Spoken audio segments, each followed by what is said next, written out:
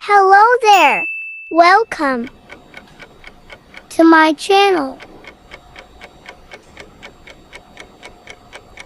Like, share, and subscribe.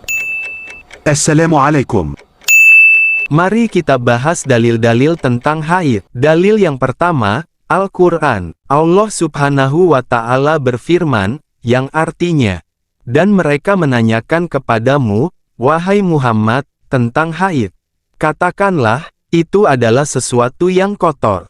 Karena itu jauhilah istri pada waktu haid dan jangan kamu dekati mereka sebelum mereka suci. Sisi pendalilan, Allah menjadikan batas akhir larangan, menggauli istri yang sedang haid, dengan suci. Dan Allah tidak menghususkan larangannya dengan mengucapkan, hingga 7 hari, 15 hari, dan selainnya. Dalil yang kedua, hadits. Nabi Shallallahu Alaihi Wasallam berkata kepada Aisyah, yang artinya, lakukanlah semua amalan orang-orang yang berhaji, kecuali tawaf di Baitullah, hingga kamu suci, dari haid.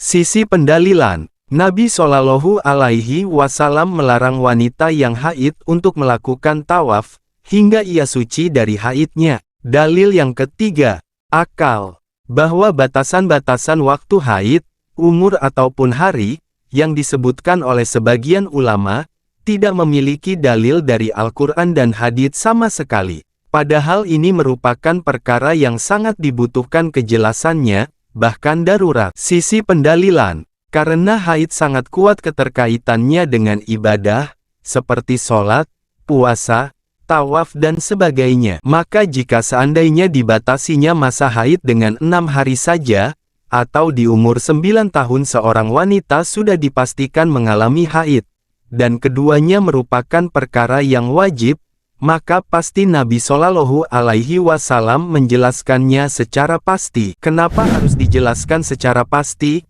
Ya karena kuatnya hukum-hukum yang berkaitan dengan haid. Contohnya saja, sholat. Allah dan Nabi-Nya menjelaskan tentang sholat terkait jumlahnya, waktu-waktunya, rukunya, sujudnya, syarat-syaratnya dan lain sebagainya. Dalil yang keempat, perhitungan yang benar dalam menilai masalah. Haid adalah kotoran dan najis. Selama haid itu keluar, maka selama itu pula ada kotoran dan najis.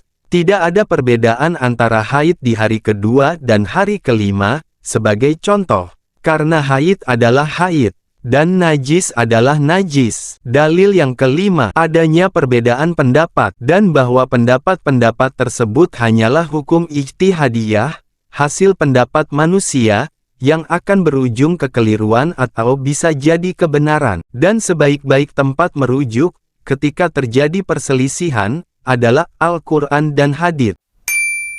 Inilah 5 dalil yang paling kuat, paling mudah difahami dan dijangkau oleh akal, dan paling mudah dipraktekkan. Dengan begitu, pendapat inilah yang lebih pantas untuk diterima, karena sesuai dengan kaidah agama, yaitu Mudah. Sesungguhnya agama ini mudah, dan tidaklah seseorang mempersulit agama kecuali dia sendiri yang akan dikalahkan. Dan adalah Rasulullah jika diberi 2 pilihan, maka beliau akan memilih yang paling mudah.